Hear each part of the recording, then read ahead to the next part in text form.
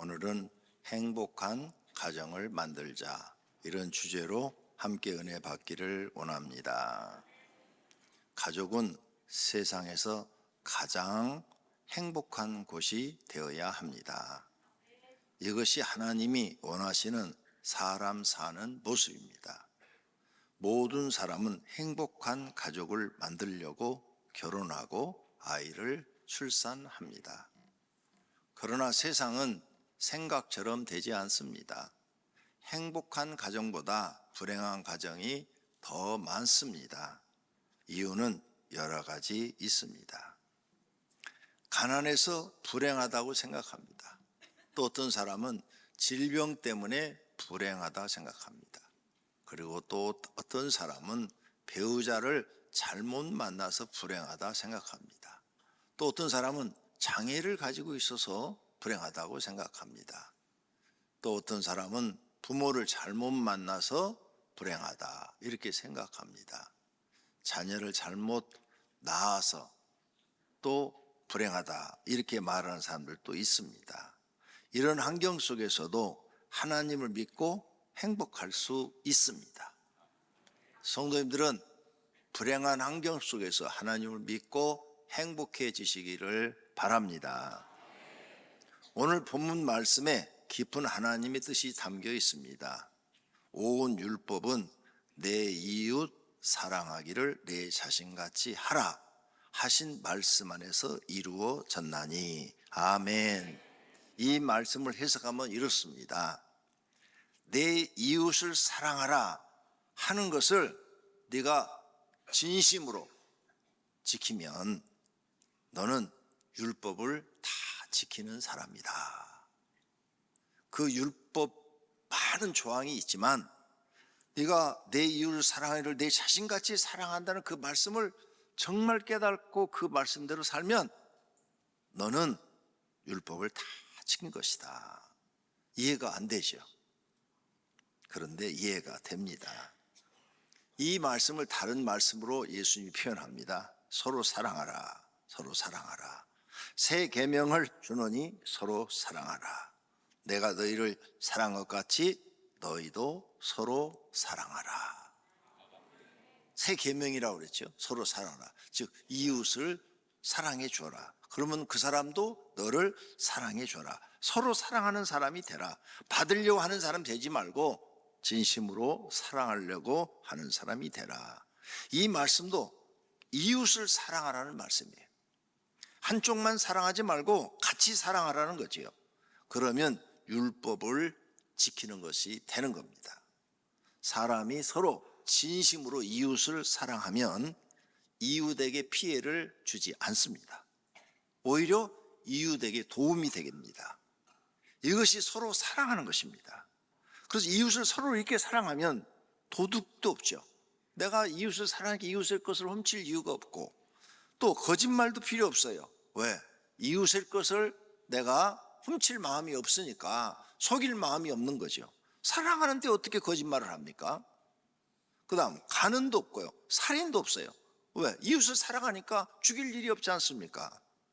또 이웃을 사랑하니까 부모도 사랑하고 배우자도 사랑하고 자녀들도 사랑하고 다 사랑하니까 아무에게도 괴롭힘을 주거나 또 아픔을 주거나 고통을 주지 않습니다. 서로 이렇게 사랑하라는 거예요. 서로 사랑하라. 그러면 이 사람은 율법을 다 지키는 사람이라는 거죠. 그러니 이웃을 내 몸같이 사랑하라 이 말씀과 서로 사랑하라 이 말씀을 지키면 율법을 온전히 지킨 사람이다. 이 말씀입니다. 할렐루야. 이것을 이웃을 내 몸같이 사랑하라. 둘째는 이것이니 내 이웃을 내 자신과 같이 사랑하라 하신 것이라. 이보다 더 큰 계명이 없느니라. 아멘. 이 말씀 속에 그런 포괄적인 뜻이 들어있는 거죠. 이웃을 사랑을 모든 사람들이 다 해버리면 온 세상엔 법이 필요 없죠. 왜? 아무도 남을 해하거나 속이는 사람이 없으니까. 이 말씀을 지키라는 것입니다. 그렇다면 행복한 가정을 만들려면 진리인 성경 말씀대로 이웃을 사랑하면 됩니다. 이웃을 사랑하는 이것을 어떻게 하면 되느냐? 다른 말로 표현하면 첫째, 가족끼리 서로 돕기를 실천하면 됩니다. 이웃 사랑, 그러니까 한국 사람들은 말로만 사랑하려고 그래요. 말로만 하지 말고 몸으로 도와야 돼요. 몸으로 돕는 것. 그래서 가족의 구성은 돕기 위해서 하나님이 창조하신 거예요. 여호와 하나님이 이르시되 사람이 혼자 사는 것이 좋지 아니하니 내가 그를 위하여 돕는 배필을 지으리라 하시니라. 아멘. 예. 아담한테 하와를 만들 때 돕는 배필. 그 다음에 아담과 하와가 이제 자녀를 낳았어요. 그래서 부모가 자녀를 돕잖아요. 그래서 애들이 성장하잖아요. 성장해서 이제 철이 들면, 성인이 되면 자녀들이 또 부모를 돕잖아요. 그래서 행복한 가정은 서로 돕는 가정이 되어야 될 줄로 믿습니다. 왜 가정을 만들어줬느냐? 서로 도우라고. 이 험악한 세상에서 서로 도우면서 살으라고. 그런데 그 돕는 일을 하지 않기 때문에 가정이 다 불행해지는 겁니다. 가난해도 서로 돕는 말과 행동을 하면 그 가정엔 웃음이 있습니다. 행복이 있습니다. 하나님 말씀대로 사시기를 바랍니다. 요셉은 아버지와 형제들을 도왔어요. 형들이 자기를 팔았잖아요. 그런데 흉년이 들었을 때 아버지를 초청합니다. 흉년이 아직 5해가 있으니 내가 거기서 아버지를 봉양하리이다. 아버지와 아버지의 가족과 아버지에 속한 모든 사람에게 부족함이 없도록 하겠나이다 하더라고 전하소서 하면서 자기 아버지 야곱을 모셔오게 합니다. 그래서 애굽으로 모셔왔어요. 그래가지고 돌아가실 때까지 평생도록 이 약속대로 자기 가족을 다 돕는 일을 요셉이 합니다. 그러니까 형제들도 그리고 또 아버지도 행복해지는 거죠. 돕는 사람이 있어야 받는 사람이 행복해지는 겁니다. 여러분이 이 돕는 걸 어려서부터 배웠어야 돼요. 어려서부터 돕는 걸. 어려서부터 돕는 걸 배웠어야 이게 모든 가족이 행복해지는 거예요. 여러분, 돕는 걸 배우시면요, 여러분 인생이 행복해집니다. 꼭 배우시기를 바랍니다. 요셉이 이렇게 형제와 아버지를 도왔는데 행복했잖아요. 자녀도 부모에게 효를 행하는 것이 부모를 돕는 것입니다. 만일 어떤 가부에게 자녀나 손자들이 있거든 그들로 먼저 가서 집에서 효를 행하여 부모에게 보답하기를 배우게 하라. 이것이 하나님 앞에 받으실 만한 것이니라. 아멘. 성경 읽고 나면 아멘 하십시다. 네. 자녀가 부모를 이게 효를 행하는 게 부모 돕는 거잖아요. 그러니까 자녀들도 부모를 돕도록 만들어야 되는 것입니다. 룻도 시어머니를 돕다가 복을 받아요. 룻이 결혼을 했는데 자녀도 없는데 남편이 병으로 죽었어요. 그래서 가부가 됐어요. 가부가 됐는데 시어머니를 따라서 베들레헴으로 왔습니다. 그래서 베들레헴에 와가지고 시어머니를 공양하기 위해서 나가서 힘든 일, 어려운 일을 다 하는 거예요. 그 소문이 베들레헴에 쫙 퍼졌어요. 그 베들레헴에 부자가 있는데 보아스라는 부자가 있어요. 그 부자의 귀에까지도 들어갔어요. 그래서 이 룻이 그 보아스의 밭에서 밀 이삭을 줍는 걸 보고 그를 만나서 칭찬을 합니다. 보아스가 그에게 대답하여 이르되 내 남편이 죽은 후로 내가 시어머니에게 행한 모든 것과 내 부모와 고국을 떠나 전에 알지 못하던 백성에게로 온 일이 내게 분명히 알려졌느니라. 여호와께서 내가 행한 일에 보답하시기를 원하며 이스라엘의 하나님 여호와께서 그의 날개 아래 보호를 받으러 온 내게 온전한 상 주시기를 원하노라 하는지라. 아멘. 할렐루야. 보아스가 그걸 듣고 이 룻이라는 여인을 아주 좋게 보는 거죠. 그리고 그 후에 룻기를 쭉 읽어보면 이제 이 보아스가 계대 결혼이라는 것이 구약 성경에 나오죠. 그걸 통해서 이제 누군가 책임져 줘야 될 사람이 나오는데 보아스가 먼 친척이에요. 그가 책임져 줘야 되게요. 그래서 이 보아스하고 재혼을 하게 됩니다. 그래서 행복한 삶을 살게 돼요. 그리고 그의 후손에서 증손자가 다윗이 나옵니다. 이렇게 부모를 공경하고 부모를 돕다가 부모를 공경하라, 그래야만 땅에서 내가 잘되고 장수하리라 하는 축복의 말씀을 누시 받은 줄로 믿습니다. 성도님들, 자녀들도 부모를 도와야 됩니다. 어른이 되면 18세 이상이 되면 성인이라고 그러잖아요. 투표권만 있는 게 아니라 성인이 되면 부모를 도와야 되는 겁니다. 받아만 먹고 살아서 안 된다, 그 말입니다. 그러므로 가족은 뭐냐? 서로 돕는 게 가족이다. 꼭 머릿속에 입력을 해놔야 됩니다. 부모는 10자녀를 키우나 10자녀는 한 부모를 봉양하기 어렵다라는 말이 있어요. 여기에 예화가 있습니다. 어떤 아버지가 10자녀를 낳아서 키웠어요. 근데 부인이 먼저 죽었어. 그래서 이제 10자녀 중에 한 자녀 집에 가서 얹혀 삽니다. 얹혀 살아. 다 10자녀들이 결혼해서 다 살고 있는데 얹혀 사는데 이제 10자녀를 키우다 보니까 자기 주머니에 돈이 없어요.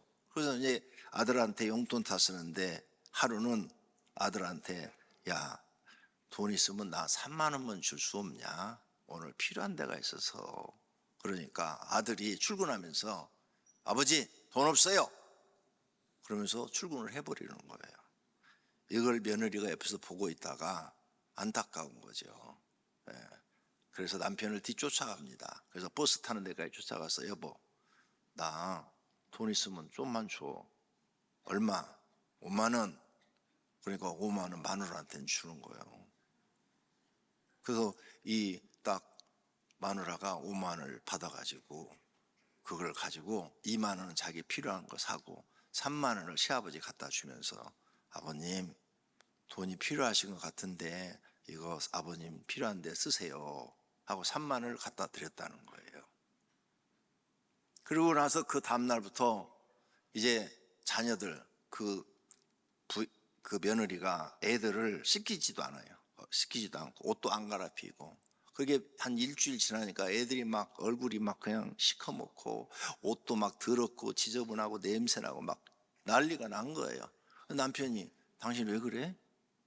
왜 이렇게 애들을 씻기지도 않고 옷도 안 갈아입히고 이렇게 냄새나게 키워? 그러는 거예요. 그러니까 아내가 이렇게 말을 했어요. 키우면 뭐예요?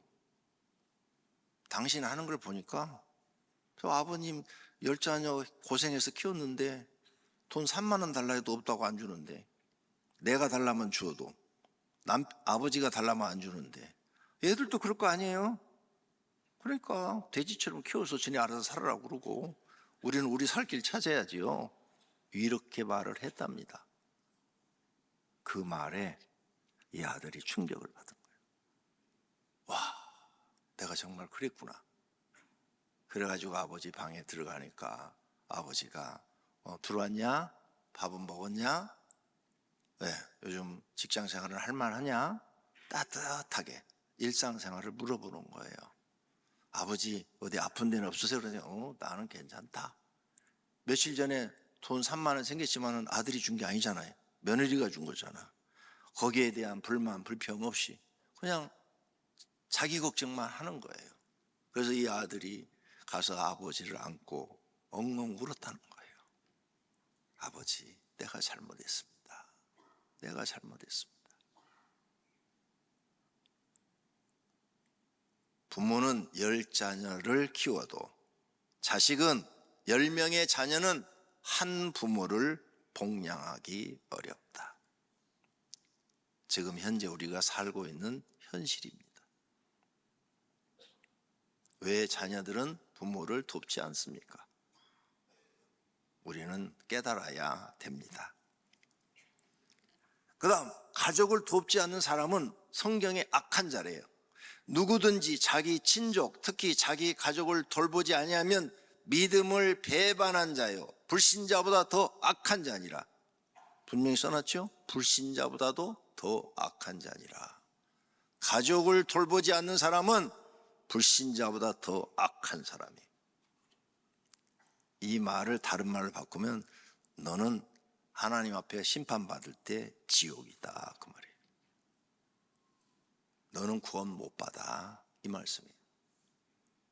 불신자들은 다 지옥 가잖아요. 근데 그보다 더 악해. 그러니까 너는 지옥 중에서도 더 고통스러운 곳에 가야 돼, 이 말씀이잖아요. 성경 속에 담겨있는 뜻을 볼 줄 알아야죠. 그러므로 가족은 도와야 된다는 성경의 가르침을 그대로 믿고 순종하시기를 바랍니다. 두 번째로, 그럼 우리 가족을 내가 도우려면 어떻게 해야 되느냐? 가족에게 시간과 돈을 투자해라. 시간을 혼자 취미 생활하는 곳에 사용하지 말고 혼자 그 쓸 시간을 가족과 함께 써라. 낚시를 좋아한다. 낚시터에 혼자 가지 말고 가족 데리고 가라. 데리고 가서 가족은 경치 좋은 데서 소풍을 하도록 하고 돗자리 깔아놓고 거기서 놀도록 하고 낚시를 하고 같이 해라, 같이. 그 다음 돈을 혼자 보내는 그 시간에 사용하지 말고 가족에게 돈을 써라. 돈이 생기면 남편한테 쓰든지 아내한테 쓰든지 자녀들한테 쓰든지 부모한테 쓰든지 돈을 그런 곳에 써야 가치가 있는 거지. 혼자 가서 술 먹어버리고 담배 사피고 나가서 엉뚱한 데 친구들하고 돈이나 다 쓰고 다니고 그런 짓 하지 말라는 거예요. 네 가족이 너한테는 제일 소중하다는 거예요. 그 다음 성공, 부자 그런 거 되려고 하지 말고 네가 성공한다고 네가 뭐 성공이 되냐? 소수의 사람만 성공을 해. 부자가 되려고 해도 부자가 되냐? 안 되잖아.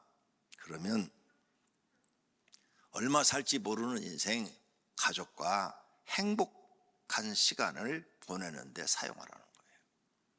그래야 가정이 행복해지지. 아무것도 안 하면 절대 행복해질 수가 없습니다. 시간과 돈을 가족에게 투자하기를 바랍니다. 세 번째로는 가족끼리 규칙을 만드세요. 가족에 막 전쟁을 일으키고 싸움을 일으키는 것이 신경질, 화내는 거, 소리 지르는 거, 욕하는 거. 그래서 그런 거 하면은 규칙을 정해요. 한 끼 굶기. 굶어야 돼요. 그런 사람들은. 밥을 주지를 말아야 돼요. 그 다음 사고 치면 금식 기도하기. 애들도 요즘 못 돼 갖고요. 부모가 무슨 말을 이렇게 하면은 성질을 막 내요, 애들이요. 부모한테. 초등학생들도 막 성질을 내요, 엄마한테. 아빠한테도 막 성질을 내고. 중학생만 되면은 밥 안 먹고 탁 집어 던지고 나가버려요. 그럼 무조건 굶겨요. 때리기 싫잖아요. 요즘 애들 하나 둘 나니까 너무 이뻐갖고 못 때리잖아요. 또 때린다고 고치지도 않아요. 욕한다고 고치지도 않아요. 그럼 굶겨요, 굶겨. 우리 집은 이런 거 하면은 한 끼 굶기다. 굶겨요. 사고 치면은 금식기도 하기. 남편이 사업한다고 엎어먹었어. 그러면 금식기도에 3일 보내요. 그러면 거기 가서 많은 걸 배워가지고 올 거예요. 사고 치면. 아내가 사고 치는 사람도 있어요. 아내도 금식기도는 보내요. 3일 금식시켜요. 그러면 정신 차려갖고 오니까. 이 금식기도가 아주 좋은 거예요. 그 다음 가족끼리는 서로 돕는 말하기. 따뜻한 말, 좋은 말, 힘이 되는 말하기. 이런 거 싹 없애버리면 이제 가족이 서로 분쟁이 일어날 일이 없어요. 가정이. 이게 있으면 돕다가도 막 소리 지르고 욕하고 막 이래버리면 가정이 다 깨지는 거예요. 그 다음 인성교육을 꼭 같이 하라. 왜? 인성이 안 돼서 그러니까 인성교육을 해라. 그래서 교인봉함을 만들어 놨어요. 교인봉함을 일주일에 한 번은 암기 안 해도 되니까 읽기라도 해라. 한 과목. 그러면 유년부, 초등부, 또 장년부 다 있어요. 그러면은 부부는 장년부 건데 하나는 청년부 거 하면 되잖아. 그거 하나씩 돌아가면서 읽기라도 해라. 그래야 인성교육이 되어지고, 인성교육이 되어져야 빨리 사람이 변하는 거죠. 빨리 변해야 가족이 행복해지는 거예요.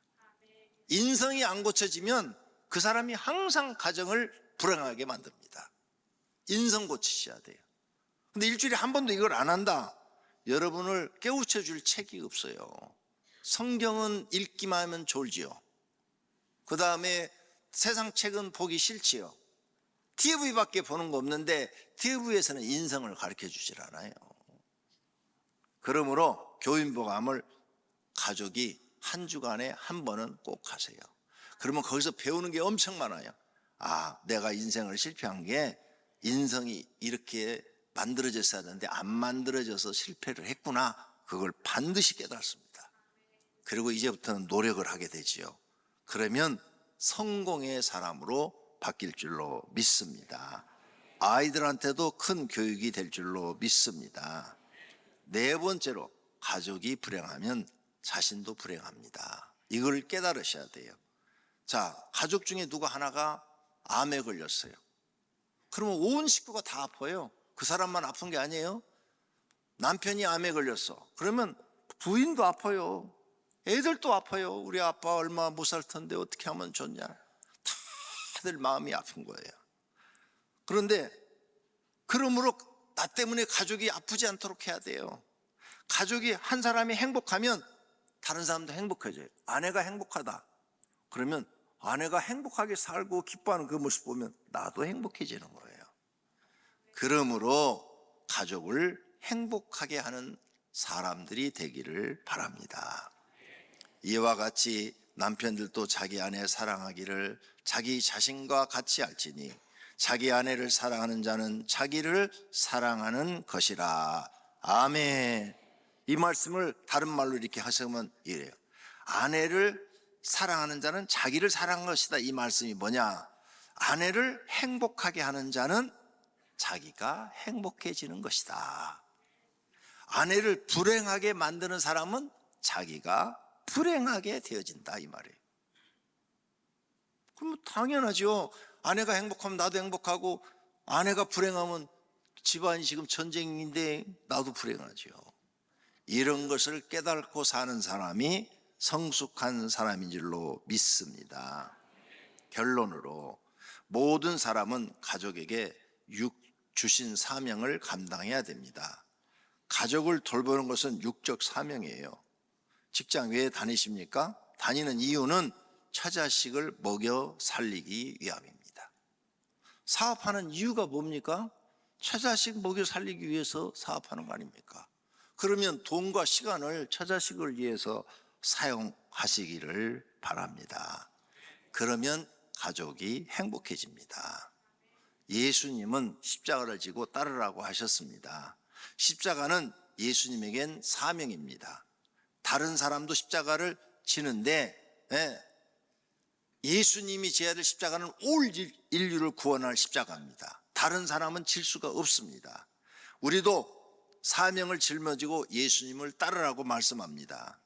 예수께서 제자들에게 이르시되 누구든지 나를 따라오려거든 자기를 부인하고 자기 십자가 자기 사명을 지고 나를 따를 것이니라. 아멘. 또 자기 십자가를 지고 나를 따르지 않는 자도 내게 합당치 아니하니라. 자기 사명이 뭔지도 모르고 예수님을 사명 안 짊어지고 따르는 사람, 그런 사람은 나는 그런 사람 모른다 그 말이에요. 나는 그런 사람을 받지를 않는다. 그러니까 여러분이 가족으로서의 해야 될 사명을 깨달지 못하고 안 한다면 하나님 나라 못 들어갈 수 있다 그 말입니다. 사명을 감당하기 위해서 살려고 하지 말고 죽으려고 해야 된다. 너희가 아는 바와 같이 이틀이 지나면 유월절이라. 인자가 십자가에 못 박히기 위하여 팔리리라 하시니라. 아멘. 이게 뭐예요? 예수님이 십자가 지어서 죽을 걸 미리 예언하고 있는 거예요. 지금 예수님은 자기가 죽을 줄 알고 십자가 지고 가는 거예요. 여러분 가족을 위해서 여러분이 죽을 정도로 사명을 짊어지고 가야 다른 사람들이 살아납니다. 가족들이 삽니다. 내가 십자가 지고 안 가니까 가족들이 다 불행해지잖아요. 이 진리를 꼭 깨닫고 실천하기를 바랍니다. 이 진리가 뭐냐? 예수님이 가르친 진리인데 죽어야 산다. 내가 진실로 너에게 이르노니 한 알의 밀이 땅에 떨어져 죽지 아니하면 한 알 그대로 있고 죽으면 많은 열매를 맺느니라. 여러분이 사명 짊어지고 가정에서 죽어야 여러분 가정이 살아납니다. 할렐루야. 그래야 행복해집니다. 그렇게 사시기를 바랍니다.